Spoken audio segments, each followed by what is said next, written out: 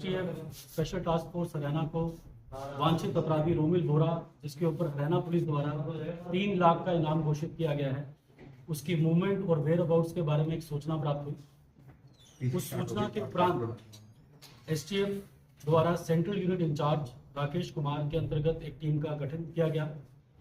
जो हमें इंफॉर्मेशन मिली थी उसमें जो लीड्स थी हमारे पास ये थी कि रोमिल बोरा फरीदाबाद गुड़गांव के रास्ते से दिल्ली जा सकता है, दिल्ली में कोई वारदात कर सकता है या नॉर्दर्न हरियाणा में वारदात कर सकता है।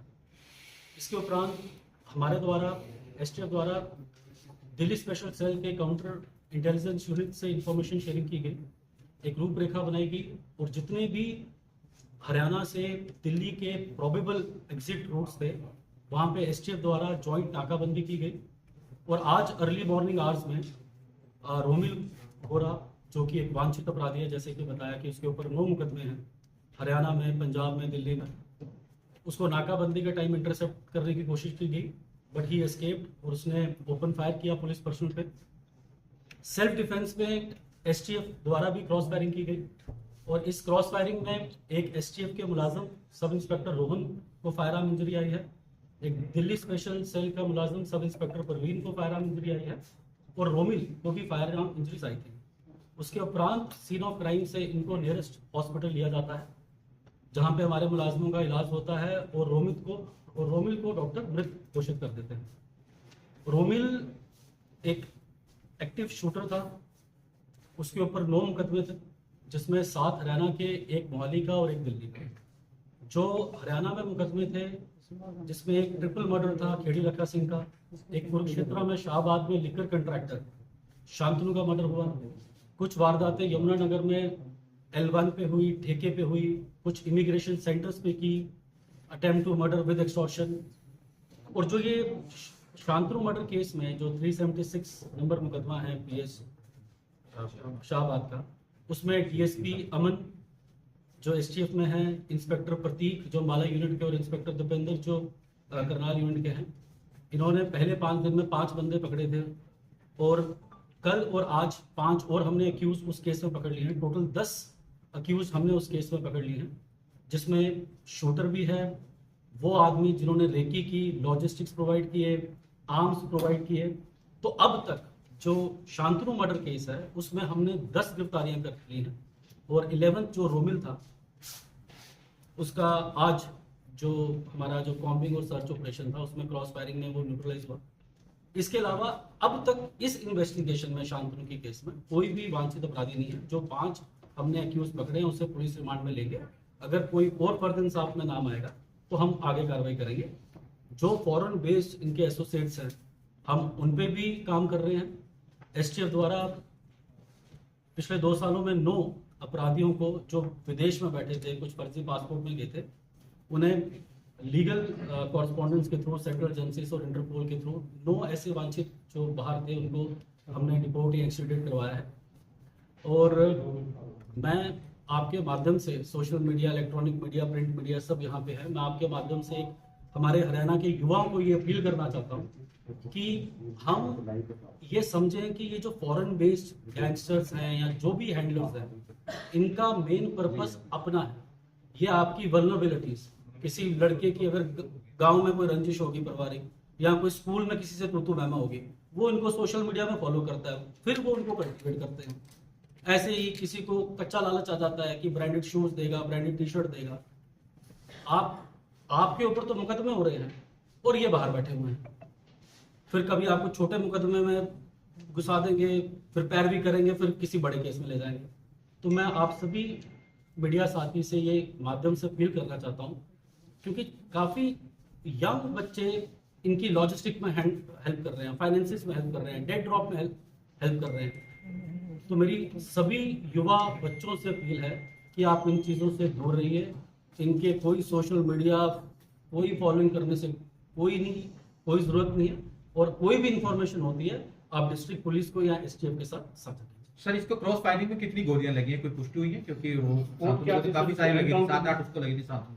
इसको रोमिल को कितनी गोलियां लगी क्रॉस फायरिंग? मैं आपको ये बताता हूँ, देखिए जब तक एफएसएल टीम, अब तक एफएसएल टीम आ चुकी होगी और एफएसएल टीम बताएगी कि कितनी गोलियां लगी और पोस्टमार्टम रिपोर्ट में ज्यादा क्लियर हो जाएगा।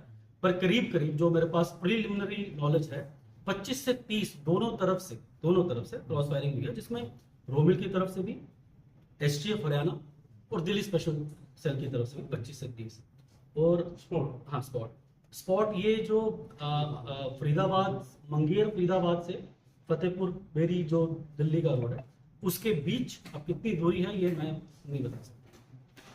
दिल्ली पुलिस कह रही है हमारी कब से शुरू हुई है सर? दिल्ली पुलिस कह रही है credit go to Delhi police, वो भी प्रेस कॉन्फ्रेंस कर रहे हैं जस्ट नाउ। नहीं, अभी कर रहे हैं ना, जो मेरे पास इंफॉर्मेशन है उन्होंने क्लियरली कहा है कि उन्होंने जॉइंटली तो कहा ही है, उन्होंने ये कहा है it was the input of the STF के इंटेलिजेंस से, जो मैंने एक मैसेज पढ़ा है आप उसे क्लियरली पढ़ लीजिए। और एसटीएफ और हमारे जैसे कि 376 मुकदमे की बात की, शाहबाद की, उसमें 10 अपराधी जो पकड़े हैं वो डीएसपी अमन अंबाला और ये करनाल यूनिट ने पकड़े हैं और विद इन 2 वीक्स हमने 10 बंदे उनके गिरफ्तार किए। जो 10 आरोपी पकड़े गए उन पे अगर मुकदमे हैं तो किस तरह के मुकदमे? अब आपराधिक पृष्ठभूमि इनकी मानी जा रही है। सर ये ऑपरेशन कितनी देर चला? मैं पहले उनका आंसर जो आप बता रहे हैं कि जो 376 केस है जिसमें शांतनु मर्डर हुआ, जिसमें हमने 10 अरेस्ट किए, उसका डिटेल्ड प्रेस नोट हर बंदे के खिलाफ कितने मुकदमे हैं हम इसके बाद आपसे साझा करते हैं। मेरे पास वो इन्फॉर्मेशन अभी आप पूछिए। सर इसका रोमिल का क्या बैकग्राउंड क्या है, कौन से गैंग से जुड़ा था, क्या? देखिए रोमिल बीए 10th पास बीकॉम सेकेंड ईयर में था और गैंग तो मैं नहीं कहूँगा, ठीक है, ये फॉरेन बेस्ड इसके एसोसिएट थे जो तो उनके साथ जुड़ा है। बाकी मैं फिर से आपको ये विश्वास दिलवाना चाहता हूँ कि जैसे कि पास्ट में जो भी बड़े बड़े गैंगस्टर रहे हैं हरियाणा में, हमने 9 गैंगस्टर्स को डिपोर्ट या एक्सट्रेडिट किया है, तो जो भी फॉरेन बेस्ड हैंडलर होगा हम बहुत जल्दी उसको भी इन मुकदमों में अरेस्ट करते हैं। सोशल मीडिया पर एक वीडियो भी वायरल हुआ था, ऑडियो वायरल हुआ था, कुछ संबंध उससे मिला गया है ऑडियो से थी कि मेरी तरफ से मैंने इसको मारा है, बकायदा नोनी लाड़ा लॉरेंस बिश्नोई काला राणा गैंग ने बल्कि ऑडियो वायरल किया था और इंस्टाग्राम पे बकायदा पोस्ट नहीं, ऑडियो वायरल तो नहीं पर मुझे ध्यान, बट हाँ मैंने पोस्ट जरूर देखी है। और इस मुकदमे में जो भी जैसे नोनी राणा था तो उसको मुलजिम बनाया है, और अगर जैसे ही तफ्तीश में ये 5 बंदे और पकड़े हैं हमने, जैसे तफ्तीश में आएगा हम सबके नाम खोलेंगे। सोशल मीडिया पे जो पोस्ट कब शुरू हुआ और कितनी देर? सोशल मीडिया पे जो पोस्ट डाली गई है उसके बारे में हम ऑलरेडी वेरिफिकेशन कर रहे हैं, लेकिन जैसा कि आपको एसपी एसटीएफ ने बताया कि these are some miscreants, some foreign handlers वो आर जो इसको सोशल मीडिया को यूज करके जैसे गलत इन्फॉर्मेशन भी फैलाते हैं, तो उस पर भी हम कार्रवाई कर रहे हैं। और जो भी उनके सोशल मीडिया पेजेस को या फिर उनके पोस्ट को फॉलो करते हैं, हम उन लोगों पे भी कार्रवाई कर रहे हैं ताकि इस प्रकार से जो भी युवा उनके साथ जुड़ने की कोशिश करते हैं उनको भी एक सबक जाए और उनकी भी काउंसलिंग करी जाए। सर सवाल आपसे है कि जिस तरह से बड़े बड़े गैंगस्टरों को हरियाणा पुलिस एनकाउंटर में डील कर रही है, तो क्या इस पे बुलडोजर कार्रवाई होगी? क्योंकि हरियाणा में मोस्टली ये बड़ा वो रहता है। देखिए जो बुलडोजर कार्रवाई होती है, अब तो उसमें ऑनरेबल सुप्रीम कोर्ट के कुछ स्पेसिफिक डायरेक्शंस हैं, तो वो स्पेसिफिक डायरेक्शन कंसर्न्ड एसपीस या डीसीस देख सकते हैं और उसके अनुसार अगर इसमें होगा जो भी हमें जरूरत होगी किसी भी क्रिमिनल के अगेंस्ट जो स्ट्रिक्टेस्ट एक्शन पॉसिबल होगा, तो वो डिस्ट्रिक्ट पुलिस हो या हमारी हरियाणा पुलिस हो, वो पूरी उसमें कार्रवाई करेगी और पूरी कोशिश करेगी कि इनको बिल्कुल रूट से खत्म करें। सर 2 लाख का इनाम रखा है सर एसटी की तरफ से, बकायदा पुलिस की तरफ से वो क्रेडिट मतलब 2 लाख का बकायदा इनाम रखा गया था। सर कुछ सोचना थी या एनकाउंटर था, कुछ सोचना थी? देखिए मैंने स्टार्टिंग में कहा कि एक सूचना प्राप्त हुई और it is a combination of human int, technical surveillance, digital forensic, ये सभी का कॉम्बिनेशन है। सर शांतनु हत्या मामले में लगे जो आरोपी पकड़े गए, देखिए आप अगर पूरी हम रेकी की बात करें तो हम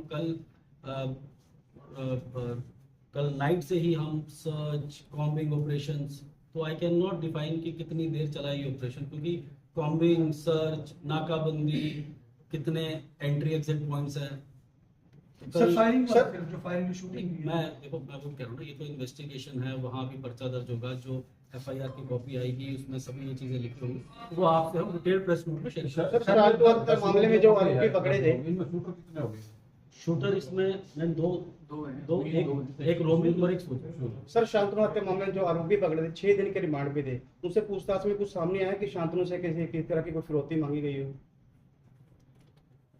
देखिए इसमें जो हमारी इन्वेस्टिगेशन एसटीएफ कर रही है, जिसमें जो 5 आरोपी पकड़े गए थे पहले, उनसे डिटेल्ड इंटरोगेशन करी गई। उन्हीं से हमें आगे से आगे लीड मिली, जिसमें फर्दर एसटीएफ ने 5 आरोपियों को और गिरफ्तार किया है और उनका रिमांड लेके हम उनसे डिटेल इंटरोगेशन करेंगे कि असले कहाँ से आए थे और जो भी जो स्कूटर थी, बाइक थी, कहाँ से आई थी। ये सारी इन्फॉर्मेशन एसटीएफ के द्वारा और आपसे आगे शेयर करी जाएगी जब उन एक्यूज से इंटरोगेशन पूरा हो। सर सर इसमें कोई महिला का भी जिक्र है सर इस केस में? कोई किसी आरोपी महिला, कोई ऐसा भी है, कोई पैसे कोई किसी को दिए है, क्योंकि कोई चर्चा ही चल रही है, केंद्रीय की महिला का नाम आया था सामने। कोई नाम आया महिला? अभी तक इन्वेस्टिगेशन में ऐसी कोई चीज़ नहीं है। जैसे ही होगा हम डिटेल्ड प्रेस नोट और अगर एक और प्रेस ब्रीफिंग करनी पड़ी तो वी विल डू। सर, जो 10 लोग गिरफ्तार किए हैं, उन 10 लोगों में किस प्रकार का आपसी संबंध था? वो एक गैंग से जुड़े थे या कोई दोस्त थे? देखिए, अगर इन पूरे नेटवर्क का बताएं तो बहुत टाइम ऐसा होता है कि जो लॉजिस्टिक प्रोवाइड कर रहा है उसको पता ही नहीं होता किसको क्या देना। तो हम क्लियर, जो भी आप कह रहे हैं कि जो 10 बंदे हैं उनमें क्या रिलेशन था, पहले जानते थे, पहले वारदात में थे, सारी डिटेल आपको हम डिटेल प्रेस में। सर शराब कारोबारी के लिए क्या मैसेज रहेगा, क्योंकि वो लोग डरे हुए हैं, ये जगाधरी में उन्होंने ठेके नहीं ले रहे, तो हरियाणा में भी कई जगह थे, पुलिस के पास भी कई ठेके थे। देखिए, रोमिल का जो क्रिमिनल रिकॉर्ड है उसमें 3 लिकर कॉन्ट्रैक्टर्स के रिगार्डिंग उसने क्रिमिनल एक्टिविटीज की।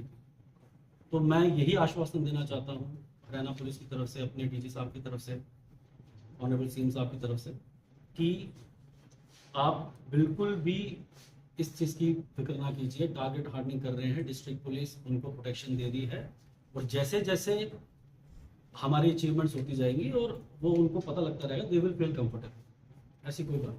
सर, कोई बरामदगी से रोमिल से क्या किस चीज पे टायर बाइक मैं तो स्पॉट पे ये बाइक पे था और एक बैग है, तो उस बैग से क्या बरामद हुआ वो जो इन्वेस्टिगेशन करेगा यूनिट दिल्ली पुलिस का वो डिटेल देगा। रोमिल के साथ और भी था कोई? तो अकेला था रोमिल के साथ हुआ। कौन से हथियार? अभी तक अगर हथियार कौन से? वैसे वो तो बरामद हुए। हथियार तो बरामद जो अभी मुझे प्रीलिमिनरी बताया गया है कि एक चाइनीज मेड पिस्टल था, तो अब एग्जैक्ट वो कितने mm था ये एफएसएल आके वो डिटेल रिपोर्ट देती है, हम आपको शेयर कर देंगे। सर जो विदेशों में बैठे जो गोली मारी गई थी, वो कौन से हथियार से मारी गई थी? चर्चा है कि वो भी विदेशी हथियार था। वो 9mm के हथियार से मारी गई। कुछ विदेशी हथियार विदेशी था। नहीं था, वो था कंट्री मेड। अच्छा, सर जो विदेशों में बैठे सर जो अपराधी हैं, क्या उन पर भी लगाम कसी जाएगी? मैंने वही बात की आपसे। देखिए, ये प्रोसेस होते हैं कि जिसमें काफ़ी कॉरस्पॉन्डेंस होती है और सेंट्रल एजेंसीज के साथ कोऑर्डिनेशन होता है। तो हम मंगेर, फरीदाबाद, दिल्ली था ही, हरियाणा थी सर। अब वो जुरिडिक्शन मंगेर, फरीदाबाद और से फतेहपुर, डेरी, दिल्ली की तरफ